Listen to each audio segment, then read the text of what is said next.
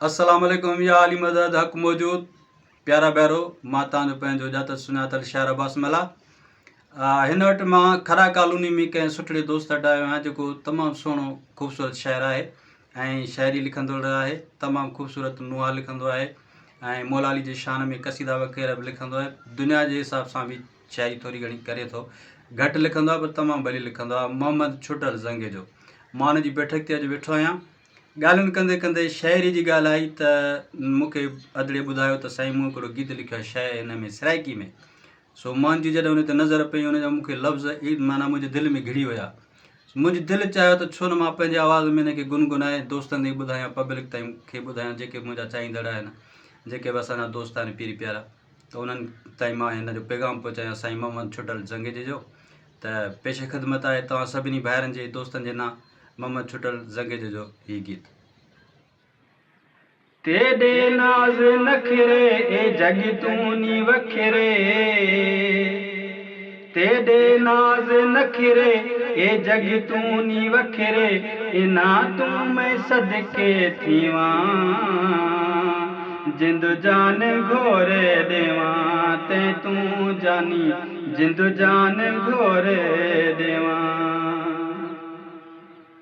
मौला दा करम है जो तैंजा सनम है, मौला दा करम है जो तैंजा सनम है, मैं लख वारी शुक्र करां, जिंद जान घोरे देवां ते तूं जानी, जिंद जान घोरे देवां।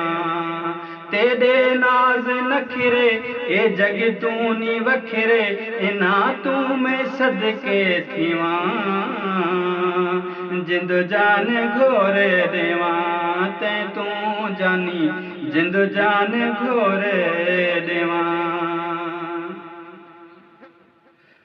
तेॾे सुहिणे हथड़े ए नाज़ुक ऐं नंढड़े, तेॾे सुहिणे हथड़े ए नाज़ुक ऐं नंढड़े, इनाकूं में हर हर चुमां, जिंद जान घोरे देवां ते तूं जानी, जिंद जान घोरे देवां।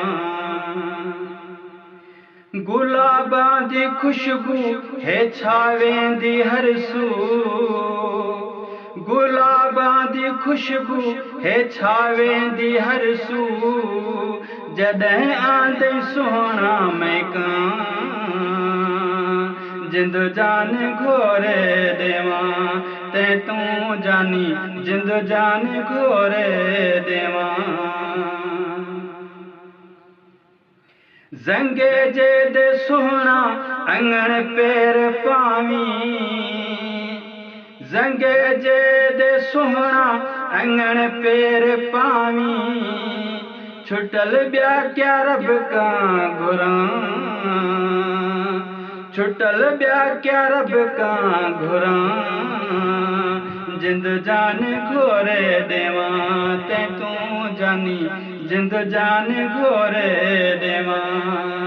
तेॾे नाज़ नखरे ए जग तूं नी वखरे, तेॾे नाज़ नखरे ए जग तूं नी वखरे, इना तूं मैं सदके थीवां, ओ जिंद जान घोरे देवां ते तूं जानी, जिंद जान घोरे